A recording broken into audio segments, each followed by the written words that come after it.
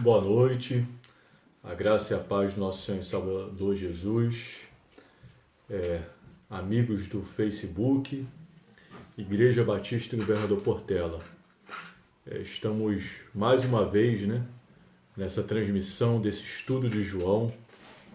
Esperamos que esse estudo da Palavra de Deus te abençoe, que ele chegue até a sua casa, abençoe a sua vida, abençoe sua família, que a Palavra de Deus ela possa formar o seu ser, moldar o seu caráter. Amém? A gente vai estar começando esse estudo com o louvor chamado Quão Grande é o Meu Deus. Se você quiser buscar a letra aí no seu celular, no aparelho que der, é uma letra também que, pelo menos o refrão é bem fácil de cantarmos, tá bom? Vamos lá. Quão grande é o meu Deus, cantarei quão grande é o meu Deus, todos hão de ver quão grande é o meu Deus.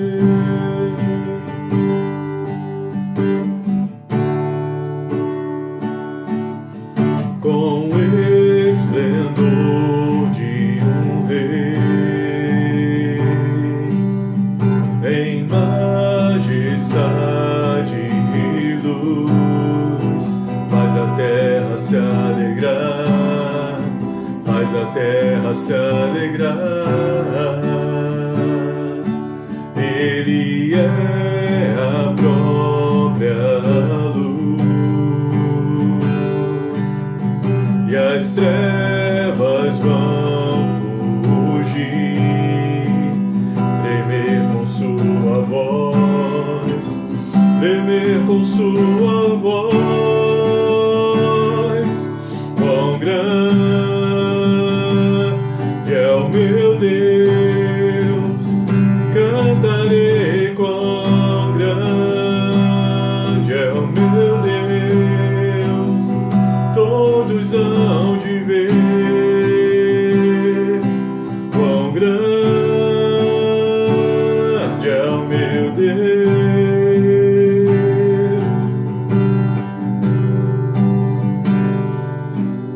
Por gerações ele é, o tempo está em suas mãos, o começo e o fim, o começo e o fim.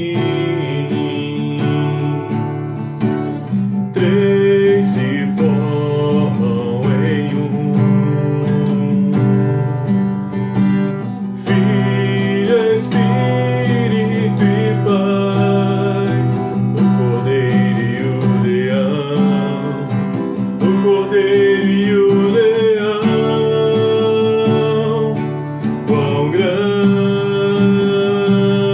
é o meu Deus, cantarei quão grande é o meu Deus, e todos hão de ver quão grande é o meu Deus.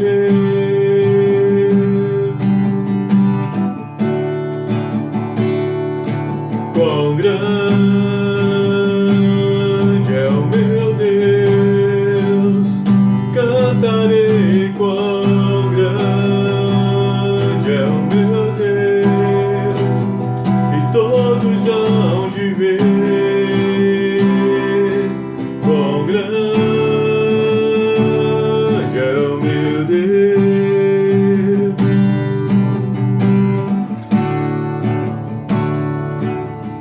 Sobre todo nome é o seu, tu és digno do louvor, e eu cantarei quão grande é o meu Deus. Só as vozes. grande é o meu Deus, cantarei quão grande é o meu Deus, todos hão de ver quão grande é o meu Deus. Ó Deus e Pai, nós te louvamos, te adoramos, ó Pai amado, te bendizemos, ó Deus. Ó Deus, nós não temos outro bem além de ti, Senhor Deus, e nesse momento, ó Pai amado, nós falamos contigo, pedindo, Senhor Deus, que o Senhor abençoe as nossas vidas, as nossas famílias, os nossos amigos. Ó Pai amado, que a tua bênção se estenda sobre nós e sobre todos os nossos, e sobre a tua igreja, Senhor Deus. Tanto a Igreja Batista em Governador Portela, mas também a Igreja de Cristo, Senhor Deus, que somos todos nós reunidos, que confessamos Jesus como Senhor e Salvador das nossas vidas. Obrigado, meu Pai, por essa oportunidade de ministrar esse estudo, Senhor Deus. Que a tua palavra, Senhor Deus, possa encontrar morada nas nossas vidas, ó Pai amado, e que possamos não ser somente ouvintes, mas também praticantes da tua palavra. Ó Deus, que ela possa fazer o que quiser nas nossas vidas, nos dando forma, nos conduzindo, nos ensinando, nos exortando, nos libertando, nos curando, Senhor Deus, nos salvando, ó Pai. É o que pedimos, ó Pai amado, não porque merecemos, mas pela tua graça. No nome do teu Filho Jesus Cristo. Amém. Bom, irmãos, começamos mais esse estudo, cantando quão grande é o nosso Deus, E realmente ele é tão grande que não cabe nas nossas palavras, nas nossas definições. Ainda que nós cantássemos todas as palavras do mundo, nós não poderíamos cantar a grandeza de Deus, Ele não cabe nas nossas mentes humanas, não cabe no nosso coração humano. A gente vai dar prosseguimento ao nosso estudo no Evangelho de João, e eu vou pedir para que você abra a sua Bíblia no capítulo 4, a partir do versículo 31. João, capítulo 4, a partir do versículo 31.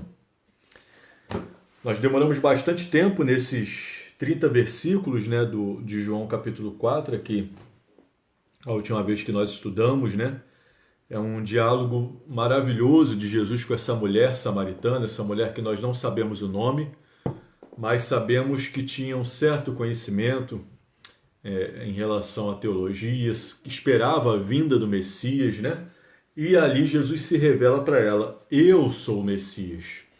E Jesus ele nunca foi tão claro com uma pessoa como ele foi claro com esta mulher, revelando que ele era o Messias. Era ele quem eles estavam esperando. Então essa mulher, ela vai até a cidade para chamar os cidadãos ali, daquela cidade de Samaria. Enquanto ela vai, os discípulos chegam, e é a partir daí que a gente vai ler versículo 31 do capítulo 4 do Evangelho de João. Amém? Eu vou estar aqui virando a câmera para que nós possamos acompanhar a leitura, tá?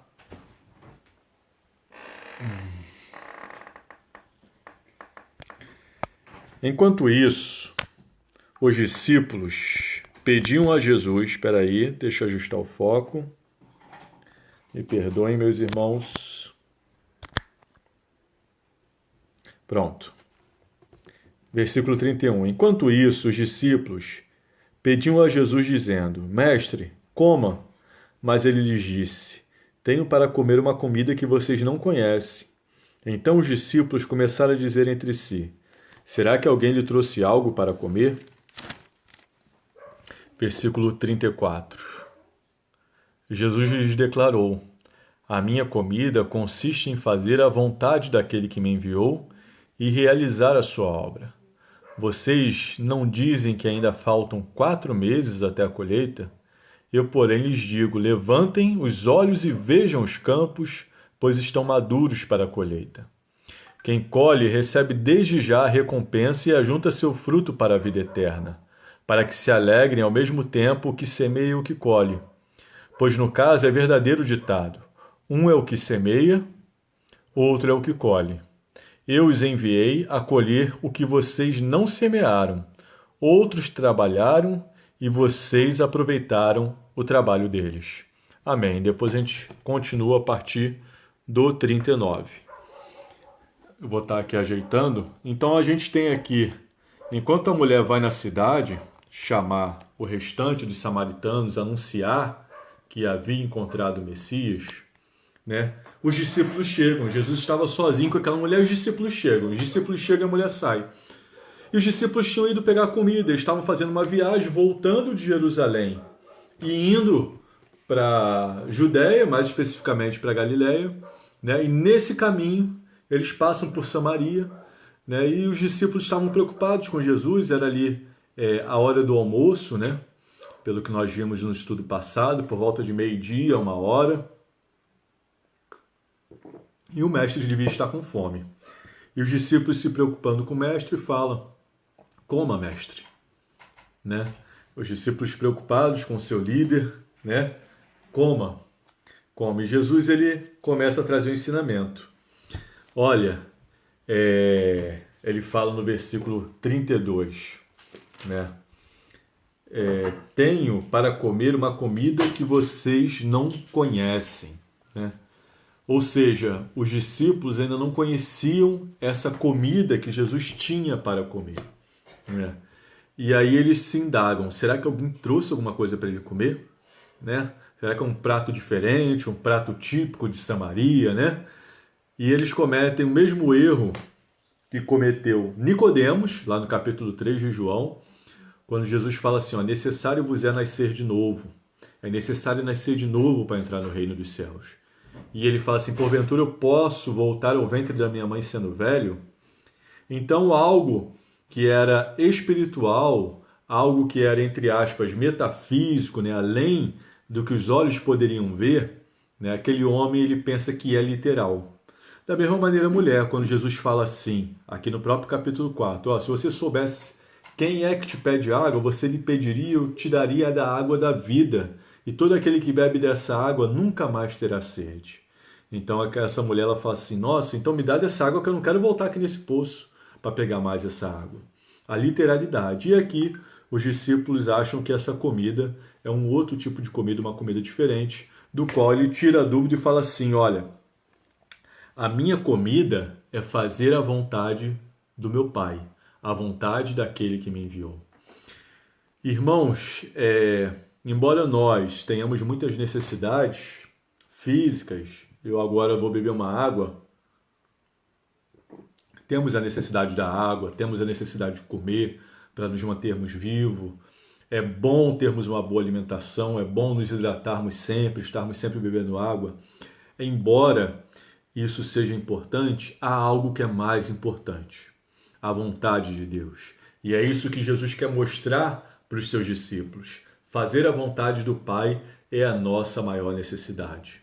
A princípio, nós sabemos que a vontade de Deus é que tenhamos vida e vida eterna. Por isso ele enviou Jesus Cristo, né? E a vontade de Deus é que o homem ele continue caminhando nessa vida para que tenha uma vida abundante, né? E era isso que Jesus queria mostrar para os discípulos, que isso é mais importante do que comida e do que água, né? Porque nós podemos comer e beber, mas mesmo assim morreremos. Mas se nós fizermos a vontade de Deus, nós permaneceremos para sempre. Então, Jesus estava mostrando para os discípulos que mais necessário do que tudo era fazer a vontade do Pai, e ele estava se alimentando com isso, né? Então, Jesus ele continua, né, falando: vem cá, vocês dizem que há 4 meses para a colheita, né? Mas eu vos digo que é agora.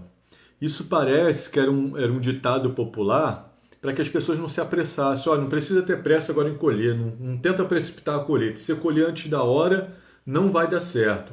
O fruto não vai ter vingado. O fruto não estará bom para o consumo, para nos abençoar. Calma, calma, não é hora de colher. Então isso era um ditado. Faltam 4 meses ainda para a colheita. Calma, não tem pressa. Mas Jesus falava que os campos já estavam brancos, que já estavam prontos para ser colhidos. E ele falava de homens, Mais uma vez, Jesus está aqui tentando usar um exemplo natural, um exemplo que os discípulos conheciam, para falar dos homens. E esses homens eram os samaritanos, né? A colheita. Né? E aí Jesus ele fala no versículo 36 o seguinte: quem colhe recebe desde já a recompensa e ajunta o seu fruto para a vida eterna, para que se alegre ao mesmo tempo o que semeia e o que colhe. Jesus aqui, no caso, Jesus estava colhendo, né? Jesus estava colhendo os frutos do seu ministério, e aqui com os samaritanos. Então ele fala, né, que colhem para a vida eterna. Que é interessante, irmãos, que Jesus, o que ele espera de nós? Ele espera que tenhamos fé nele. Ele quer encontrar fé em nós. Ele quer encontrar arrependimento, né? Ele fala nas suas mensagens, em Mateus capítulo 3, versículo 8, assim como Lucas: produzi, pois, frutos dignos de arrependimento. O arrependimento que segue-se à fé. Jesus também espera encontrar em nós amor, né? Aquele que me ama obedece às minhas palavras. Aquele que me ama guarda os meus mandamentos. Isso está lá em João 14, em João 15. Jesus espera encontrar também em nós o fruto do Espírito Santo, que está lá em Gálatas 5, 22, 23, que fala que o amor, a paz, a alegria, o domínio próprio, a mansidão, né? A benignidade, a bondade, a temperança, contra essas coisas não há lei. Não há lei. A fé, a fidelidade, são esses o fruto que Jesus quer produzir em nós e colher de nós. E a gente vê que ele fala lá em Lucas capítulo 18, versículo 8, quando o Filho do Homem vier à terra, porventura ele encontrará fé? Então esse é o principal fruto que Jesus quer de nós. E a gente vai ver que Jesus ele encontra esses frutos nos samaritanos. Mais à frente nós vamos ver, nós já lemos isso, né? Versículo 37, Jesus ele fala de um outro ditado: um é o que semeia e o outro é o que colhe. E ele fala para os discípulos o seguinte, no 38, o último versículo que lemos: eu os enviei a colher o que vocês não semearam, outros trabalharam e vocês aproveitaram o trabalho deles. Né? A gente vê aqui que Jesus está enviando e ensinando os discípulos como fazer a obra, como pregar o evangelho, como se entrar. Né? Então aqui ele usou uma mulher para alcançar todos os samaritanos. Né? Uma outra coisa interessante aqui é que esses que semearam podem ser tanto João Batista e seus discípulos, como os profetas, assim como os patriarcas. Né? Todos eles, de alguma maneira, através da sua vida, eles semearam, eles estiveram investindo ali no povo de Deus. E agora, quando Jesus vem, é a hora de colher. Agora, quando Jesus inicia o seu ministério, é a hora de colher esses frutos. Por quê? Porque Jesus é o Messias esperado. Jesus é a salvação do mundo. Jesus é aqueles que eles esperavam. Vinde a mim. Vinde a mim. Jesus ele está agora colhendo e seus discípulos estão participando dessa colheita. Né? Jesus ele também, através do seu ministério, ele era um semeador, através da palavra de Deus. A palavra de Deus, como nós vimos na parábola do semeador, lá em Lucas capítulo 8, é a semente. Ou seja, Jesus pregava e já esperava colher na mesma hora. Na mesma hora, muitos já criam nele. Né? Não existia esse período de 4 meses. Prosseguindo, irmãos, agora nós vemos a colheita. Agora nós vamos a mulher voltando com os samaritanos, né? E vendo Jesus e pedindo para Jesus ficar. Vamos lá, vamos ler? João capítulo 4, dos versículos 39 ao 42. E a gente vai aqui ao desfecho final desse período de Jesus entre os samaritanos. Vou estar aqui virando a câmera mais uma vez e a gente vai ler 4 do 39 ao 42.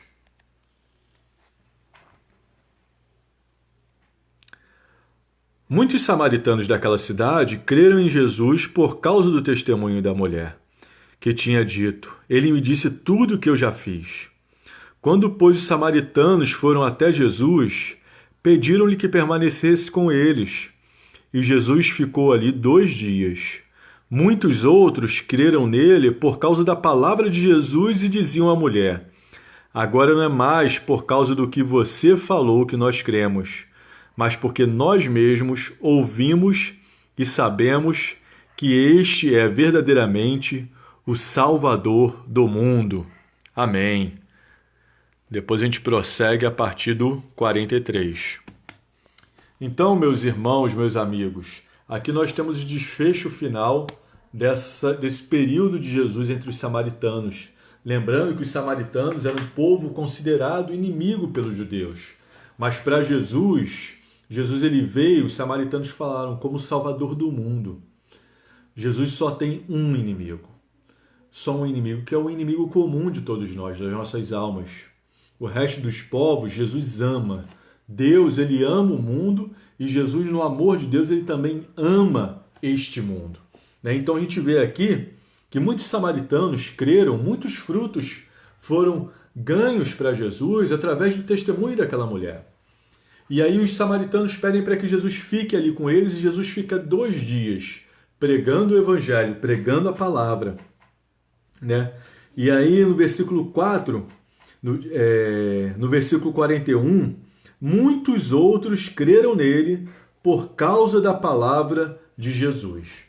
Ou seja, primeiramente, aqueles que haviam crido por causa da experiência da mulher samaritana.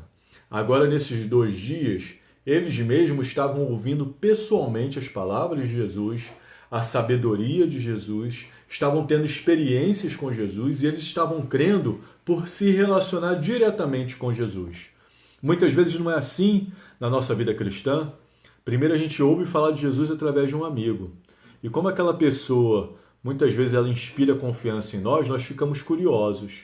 E depois nós mesmos temos experiência com Jesus. O interessante aqui é que os samaritanos pedem para Jesus ficar. Isso é muito lindo, irmãos. Isso para mim é a melhor coisa que os homens podem fazer. Pedir para Jesus ficar. Pedir para Jesus ficar na nossa vida, na nossa casa, fazer parte do nosso dia a dia. E foi o que Jesus fez ali com os samaritanos. Essa é uma atitude que nós temos que copiar. E aqui, muitos outros creram, não só agora por causa da mulher, mas por causa da palavra de Jesus. E olha que interessante que os samaritanos falam. Nós mesmos ouvimos e sabemos que este é verdadeiramente o Salvador do mundo. Não somente o Salvador dos judeus, mas o Salvador do mundo. Porque Deus, ele criou o mundo. Deus, ele amou o mundo e Deus deseja salvar o mundo através de Jesus. Deus, tanto que Paulo fala lá no primeiro livro de Timóteo, que Deus quer que todo homem seja salvo e chegue ao pleno conhecimento da verdade. É interessante que essa expressão Salvador do mundo, nós sabemos que é Salvador do mundo, ela só aparece 2 vezes na Bíblia. Aqui e na primeira carta de João, capítulo 4, versículo 14. Ou seja, João escreveu na sua carta o que ele ouviu dos samaritanos. E isso é muito interessante, irmãos, porque embora os judeus, a cultura judaica tenha a plenitude da revelação através de Cristo, Jesus se revelou em muitas outras culturas, de muitas outras formas, de muitas outras maneiras. E aqui aos samaritanos, eles falam, este é o Salvador do mundo. E isso é muito interessante. Agora, irmãos, nós vamos prosseguir para o versículo 43 e vamos ler dos versículos 43 ao 54 e terminar esse capítulo 4 de João. É interessante aqui que Jesus ele está voltando de Jerusalém para a Judéia, para a Galiléia ali. E no meio do caminho ele passa por Samaria. E agora ele vai chegar na Judéia. Vamos lá? Vamos ler? A partir do versículo 43 do capítulo 4. Fala o seguinte, meus irmãos. Passado 2 dias, Jesus saiu dali e foi para a Galiléia, porque o próprio Jesus testemunhou que um profeta não tem honra na sua própria terra. Assim, quando chegou a Galiléia, os galileus o receberam porque viram todas as coisas que Jesus tinha feito em Jerusalém, por ocasião da festa, a qual eles também tinham comparecido. Jesus foi outra vez a Caná da Galiléia, onde tinha transformado água em vinho.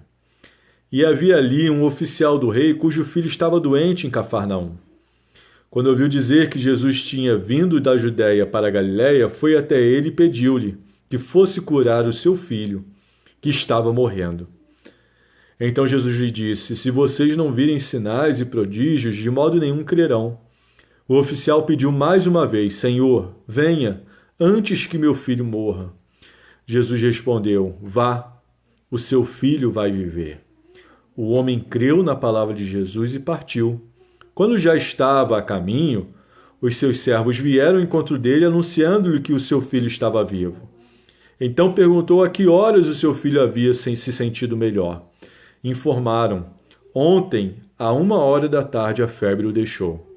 Com isso, o pai reconheceu que aquela era precisamente a hora em que Jesus havia dito a ele: o seu filho vai viver. Ele e toda a sua casa creram. Este foi o segundo sinal que Jesus fez depois de ir da Judéia para a Galiléia. Então aqui, irmãos, deixa eu virei. Então aqui, irmãos, nós temos a volta de Jesus para a sua terra após ter ido em Jerusalém. E ele aqui é bem recebido. Mas ele é bem recebido por causa dos sinais que ele fez, né? O povo queria ver sinais. Mas Jesus sabia que o profeta não tinha honra em sua própria terra. É como um ditado aqui que nós temos no Brasil, que o santo de casa não faz milagre, né? Então, quando Jesus ele chega ali, onde ele tinha transformado água em vinho, havia ali um oficial do rei. Bem possivelmente que seja um oficial de Herodes, né? É uma autoridade militar ali na Galiléia, lá de Cafarnaum, né? Onde ele morava. Então, esse oficial do rei, esse militar, ele pede para que Jesus cure o seu filho. Então, Jesus ele dá uma palavra que a princípio parece ser dura. Ele fala assim: se vocês não virem sinais e prodígios, de modo nenhum crerão. Mas Jesus ele não falou isso somente para o oficial do rei. Ele falou isso para todo o povo que estava ali na Galiléia. Porque o povo parecia que estava mais interessado nos milagres que Jesus podia fazer do que no próprio Jesus. E os milagres eram para ser levados até Jesus, é para levar as pessoas até Jesus. E não para ficarem perdidos em si mesmo, para serem shows, entre aspas, shows da fé. Shows, milagres acontecendo a esmo. Não, era para que as pessoas crescem em Jesus e fossem salvas. Para que as pessoas tivessem a revelação que os samaritanos tiveram. Jesus é o Salvador do mundo. Ele quer salvar a minha vida, né? Então o oficial insiste depois que Jesus fala: Senhor, venha antes que meu filho morra. A gente pode imaginar esse oficial clamando, né? Esse oficial ali se humilhando ao Rei dos Reis, ao Senhor dos Senhores.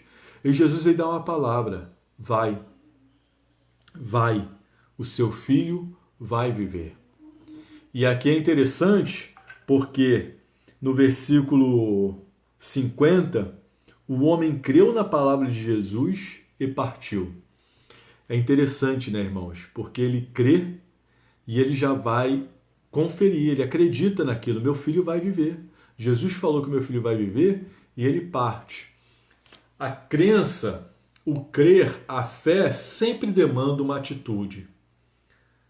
A pessoa dizer que tem fé e continuar no mesmo estado e não caminhar e não ser mudada e não ser transformada pela fé, por aquele em quem ela deposita fé, em quem ela deposita confiança, isso é mentira. Isso é religiosidade. Isso é hipocrisia. Aquele homem, ele, não, Jesus, eu acredito, mas vem comigo. Não, aquele homem não teria acreditado de verdade. Mas é interessante, irmãos, que a nossa fé, embora creiamos, às vezes vacilamos. A gente, às vezes, hoje eu creio, e hoje eu estou bem, e hoje eu estou sendo transformado, mas de repente amanhã a minha fé vai vacilante. E a gente tem que estar sempre se alimentando da palavra de Deus, porque a fé vem pelo ouvir, e ouvir da palavra de Deus, como os irmãos estão fazendo agora aqui nesse momento, acrescentando fé a vocês, fortalecendo a fé de vocês. E é interessante que no meio do caminho os servos daquele homem voltam e falam o seguinte: olha, o teu filho está bem. E aí aquele homem pergunta assim: vem cá, mas a que horas que ele ficou bem? Aí os servos falam: por volta de 1 hora. E ele fala: foi nessa mesma hora que Jesus falou. Aqui nós temos, irmãos, um exemplo interessante, que é muito bom para nós. O fato de nós termos fé e acreditar faz com que nós queremos comprovar o milagre. O que eu quero dizer com isso? Se você de repente tem uma doença e você sente que Deus te curou dessa doença, vá no médico e faça o exame para ser confirmado. Porque aí você vai dar glória maiores ainda a Deus. Porque você vai ter detalhes desse milagre. Você vai poder testemunhar ainda mais. Você, a princípio, vai testemunhar para o médico. Porque o médico vai falar: realmente, nesse exame aqui você estava doente, mas agora não tem mais, eu não tenho explicação. E aí você vai poder falar para o médico: foi Deus, foi a graça de Deus, é um milagre de Deus. Não vá por esse caminho: se você for fazer o exame de novo é falta de fé. Não é. Porque esse homem aqui, ele confiou em Jesus, ele foi até o encontro do filho, mas ele pediu confirmação. Vem cá, qual foi a hora? Para que quando ele falasse do evangelho, quando ele falasse do milagre, quando ele falasse da pessoa de Jesus, outros que viessem com desconfiança, e não, foi na hora certinha. Quando Jesus falou, ele foi curado lá na mesma hora. Isso não é falta de fé. Isso é você prosseguir na fé. E foi o que esse homem fez, né? E é interessante que olha aqui o resultado, meus irmãos. Ele e toda a sua casa creram. Por quê? Porque o milagre foi confirmado.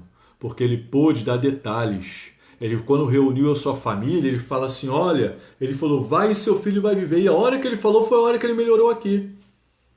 Ou seja, você vai para a igreja, vai dar o seu testemunho e vai falar assim: aqui o exame, irmãos. Não tem mais nada. Isso não é falta de fé. Se você realmente foi curado e acredita que foi curado, vá fazer o exame. Vá confirmar o milagre que Deus fez na sua vida. E o texto termina aqui no capítulo 4 falando: este foi o segundo sinal que Jesus fez, depois de ir da Judéia para a Galiléia. É o segundo sinal que ele faz ali na sua terra e é o segundo sinal também que é relatado aqui no livro de João. João, ele escolhe, parece que a dedo, 7 milagres. A transformação da água em vinho, a cura do oficial do rei, nós vamos ver aqui mais à frente a cura do paralítico, a multiplicação dos pães e dos peixes em João 6, Jesus andando por cima do mar, Jesus acalmando a tempestade e Jesus ressuscitando Lázaro lá no capítulo 11. Esses são os 7 milagres escolhidos por João para estar nesse evangelho, né? Aqui, irmãos, nós vamos entrar aqui no versículo 5 e a gente vai ler aqui agora sobre a cura de um paralítico, tá bom? E eu vou estar virando aqui a câmera para que nós possamos ler juntos.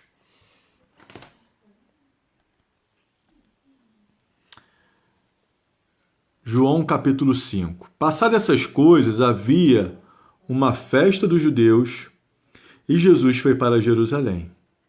Existe ali, junto ao portão das ovelhas, um tanque chamado em hebraico Betesda, o qual tem 5 pórticos. Neste jazia uma multidão de enfermos, cegos, coxos e paralíticos, esperando que a água se movesse, porque um anjo descia de tempos em tempos agitando-a, e o primeiro a entrar no tanque, uma vez agitada a água, sarava de qualquer doença. E estava ali um homem enfermo havia 38 anos. E Jesus, vendo-o deitado e sabendo que estava assim havia muito tempo, perguntou: Você quer ser curado? O enfermo respondeu: Senhor, não tenho ninguém que me ponha no tanque. E quando a água é agitada. E quando tento entrar, outro enfermo chega antes de mim. Então Jesus lhe disse: Levante-se, pegue o seu leito e ande. E imediatamente o homem se viu curado e, pegando o leito, começou a andar. E aquele dia era sábado. E por isso os judeus disseram que tinha sido curado: É sábado e neste dia você não tem permissão para carregar seu leito. Ao que ele lhe respondeu: O mesmo que me curou me disse: Pegue o seu leito e ande. E perguntaram-lhe: Quem é o homem que disse a você: Pegue o seu leito e ande? Aquele que tinha sido curado não soube responder, porque Jesus tinha se retirado por haver muita gente naquele lugar. Amém? Está aqui virando a câmera. E nós vamos prosseguir. Aqui a gente tem Jesus indo para Jerusalém novamente em uma das festas que eram comemoradas. Sabemos aqui que essa festa não é a Páscoa. Agora, se de repente era a festa dos tabernáculos, né? A festa das colheitas, né? O Pentecostes, né? Não sabemos que festa era essa. Mas Jesus ele ia para Jerusalém nessas festas para realmente poder fazer sinais para mais pessoas. Jerusalém estava cheia. E ali também era meio que uma proteção para Jesus, porque como Jerusalém estava cheia, era mais difícil os religiosos arquitetarem, né, uma captura de Jesus, a não ser que Jesus mesmo quisesse se entregar. Mas fora isso, numa multidão era bem mais fácil estar indo para um lado, para o outro, se escondendo. E foi o que realmente aconteceu aqui. Tanto que esse homem que foi curado por Jesus nem sabia quem o tinha curado, né? Não sabia o nome. Mas a gente vai agora, irmãos, para falar desse lugar aqui. Esse pórtico, né? Em que muitas pessoas doentes ficavam, crendo que quando aquela água era agitada, o primeiro que entrasse era curado. Isso aqui era uma crença que eles tinham, mas não quer dizer que acontecia. De repente, podem ter acontecido pela misericórdia de Deus algumas vezes, mas eles iam ali na esperança de serem curados. A gente vê que Jesus, né, ele cura diretamente. Ele cura numa simplicidade, sem nenhum esforço, né? E Jesus, de repente, ele escolhe ali a pessoa que estava mais tempo. Havia 38 anos aquele homem estava ali, na esperança de ser curado. E Jesus, a princípio, faz uma pergunta para ele aqui no versículo 6. Você quer ser curado? Né? A princípio, a gente pode achar, nossa, Jesus faz uma pergunta óbvia, uma pergunta clara. Mas na resposta desse homem, a gente vê que esse homem, ele é um homem que culpa os outros pela sua condição, né? Ele fala o seguinte, ele não responde, eu quero, ele fala assim, Senhor, não tem ninguém que me ponha no tanque quando a água é agitada. Mas vem cá, se todo mundo que estava ali estava em busca de um milagre, em busca de ser curado, como é que as outras pessoas iam botar ele no tanque? Né? E vem cá, e quando tenta entrar, a água é agitada e eu tento entrar, outro enfermo chega antes de mim. Claro, eles estavam ali todos com o mesmo objetivo. Todos com o mesmo objetivo, né? Mas Jesus, ele facilita as coisas. Vem cá, levante-se, toma o seu leito e ande. E aquele homem se viu imediatamente curado. E é interessante, irmãos, que aquele dia era sábado. E Jesus faz muitos milagres no sábado, creio eu, que não para incomodar os judeus, mas porque sábado também era o dia que mais pessoas estavam livres, né? E Jesus, ele era maior que o sábado, né? E depois há uma discussão aqui mais à frente, nós não lemos e nós falamos um pouco sobre o sábado depois. O interessante é que os judeus, eles chegam e veem aquele homem que antes era paralítico E em vez de eles ficarem maravilhados com o milagre que Jesus fez, com a transformação na vida daquele homem, eles falam assim: por que você está carregando o teu leito no sábado? Você vê que eles estavam totalmente cegos por causa dessa religiosidade deles. E eles não conseguiam nem ver o milagre, o grande milagre que tinha acontecido, né? Aquele homem paralítico estava andando. Não somente andando, mas carregando uma cama. Mas eles só veem o que eles querem ver, né? A religiosidade. Eles só veem isso que eles primavam tanto, e Jesus veio combater, né? Jesus ele veio realmente combater isso, porque é mais importante uma vida do que um mandamento em si. Os mandamentos são para preservarem a vida. Os mandamentos foram criados para que o homem vivesse bem. Os mandamentos, eles tinham um motivo, uma razão, e os mandamentos são mandamentos de amor, de um Deus que ama a humanidade e quer o nosso bem. Por exemplo, nós temos aí o sábado. E finalizando aqui no sábado, eu vou falar um pouco com os irmãos do sábado, né? Porque há algumas igrejas que guardam o sábado. E uma vez eu fui indagado. Um irmão me perguntou assim: por que nós, da nossa igreja, no caso eu estava na Primeira Batista de Curicica, não guardamos o sábado? E eu falei assim: olha, nós guardamos o sábado. E aí ele falou: não, mas o nosso sábado é o domingo? Eu falei: não, o nosso sábado é Jesus.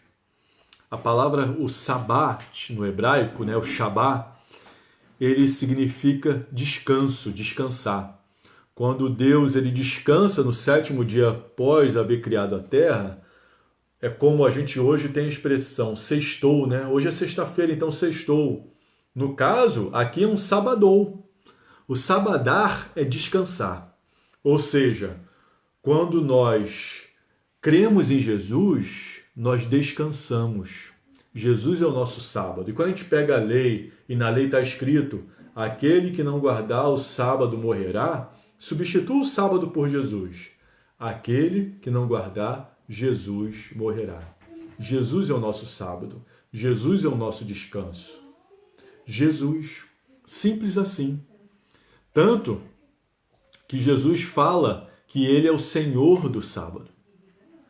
E os judeus não entenderam muito isso, e essa foi um dos motivos que eles ficaram ainda mais com raiva de Jesus, né? E aqui, o homem, ele não sabia quem o havia curado, né? Ele fala: foi aquele que me disse, pegue o seu leito e ande, né? E aí é perguntado: quem é o homem que disse a você, pegue o seu leito e ande? Aquele que tinha sido curado não soube responder quem Jesus, porque Jesus tinha se retirado por haver muita gente naquele lugar. Aqui mais tarde Jesus vai nos encontrar a partir do versículo 14, nós vamos ler na próxima semana. Mas é interessante, irmãos, nós sabermos quem é Jesus. Esse é o melhor conhecimento que qualquer homem pode ter. Saber quem é Jesus e crer em Jesus. Como nós vimos aqui no capítulo 4, Jesus é o Salvador do mundo. Jesus ele quer nos salvar do pecado e da morte. Ele quer nos salvar de uma vida inteira sem Deus. Ele quer nos salvar para que no futuro estejamos com Deus no novo céu e na nova terra. Por isso ele quer nos fazer um novo homem. E esse é o melhor conhecimento que nós podemos ter. Aquele homem foi curado por Jesus, mas não foi salvo por Jesus. Até aqui agora. A gente vai ver o texto, a gente vai ver mais à frente que o texto não nos diz se esse homem foi salvo ou não, né? Mas até aqui nós comprovamos que ele não foi porque ele não conhecia Jesus. Ele tinha sido abençoado, ele tinha sido curado, mas ele não sabia quem era o autor do milagre. E muitas vezes hoje pessoas são abençoadas, curadas, pessoas recebem milagres e até hoje as pessoas não se relacionam com o Deus dos milagres. Elas só querem os milagres de Deus, mas não querem se relacionar com Deus nos milagres. E Deus quer relacionamento. Mais tarde Jesus vai a esse homem e conversa com esse homem. E a gente vai ver isso, se Deus permitir, na quinta-feira que vem, tá bom? Vamos estar orando, irmãos, agradecendo. Se você tem algum pedido, você pode colocar aí no comentário que nós estaremos orando. Se você tem algum agradecimento, se você também tem alguma dúvida sobre as passagens que nós lemos, tá bom? Mas nós desejamos que Deus te abençoe, que a palavra dele faça morada na sua vida e que você cresça em conhecimento e graça diante de Deus e dos homens. Amém? Vamos estar orando. Senhor Deus e Pai, obrigado, Senhor Deus, pela tua palavra. Obrigado, Senhor Deus, por estarmos prosseguindo e já estarmos no capítulo 5 de João. Obrigado pelo teu povo, Senhor Deus, que semana a semana tem estudado a tua palavra, Senhor Deus, através dessa plataforma do Facebook. Que eles possam continuar a crescer em conhecimento e sabedoria, Senhor Deus, através da tua graça, através da ministração da tua palavra. Obrigado, Senhor Deus, por ter nos deixado a tua palavra, Senhor Deus. Ela é um tesouro para nós, Senhor Deus. Com ela nós aprendemos coisas excelentes, coisas maravilhosas, ó Pai amado, e nós te louvamos e te agradecemos por isso. Abençoe cada pessoa que participou desse estudo, ó Pai amado, cada família, cada lar. Abençoe cada pessoa que irá ver esse estudo depois, Senhor Deus. Ó Pai amado, que a tua palavra possa fazer o que te apraz em nossas vidas, Senhor Deus. Abençoe a Igreja Batista Governador Portela, Senhor Deus, e cada membro. Abençoe a tua igreja, cada pessoa que crê em ti, Senhor Deus. E aqueles que ainda não acreditam, que eles possam, Senhor Deus, ter fé. Porque Jesus quer encontrar fé na gente, fé nos nossos corações, uma fé que nos transforma, uma fé que nos liberta, uma fé que nos faz nos movimentar, uma fé, ó Deus, que opera em nós milagres e maravilhas e transformação, Senhor Deus. Ó Pai amado, que a nossa fé não possa ser uma fé sem obras, que é morta, mas possa ser uma fé cheia das tuas obras, ó Pai amado. Abençoe aqueles que estão enfermos, ó Pai amado, no hospital, esteja curando segundo a sua vontade, Senhor Deus. Abençoe aqueles que estão enlutados, ó Pai amado, que teu Santo Espírito console cada um. Ó Pai amado, fortaleça aqueles que estão desanimados, ó Pai amado. Ó Senhor Deus, que o Senhor esteja curando aqueles também que estão com enfermidades na alma, depressão, ansiedade, crise do pânico, Senhor Deus. Esteja curando essas enfermidades através da Tua palavra, do Teu Santo Espírito, usando médicos, usando remédios, ó Pai amado, não importa, mas que o Senhor os cure, ó Pai. Ó Deus, e te agradecemos pelo Teu cuidado para conosco. Te agradecemos pelo Teu cuidado para com a nossa igreja, para com as nossas famílias, ó Pai amado. Muito obrigado, Pai.